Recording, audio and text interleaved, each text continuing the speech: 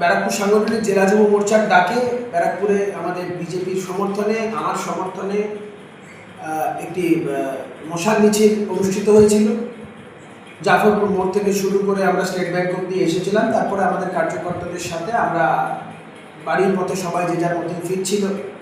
আমাদের বড় পোলে একটি চা জল খাওয়ার সেখানে একটি জায়গায় আমরা সবাই মিলিত হই। সেখানে বেশ কিছু মানুষজন আমাকে অনুরোধ করে, আমাকে কিছু বলার জন্য অনুরোধ করে। তো আমি সেখানে দাঁড়িয়ে আমার কথাই রাখছিলাম সাধারণ মানুষের উদ্দেশ্যে।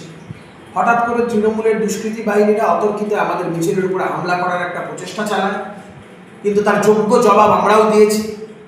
তারা আমাদেরকে দমানোর চেষ্টা করে, কিন্তু আমরা তাদের এই আক্রমণকে প্রতিহত করেছি।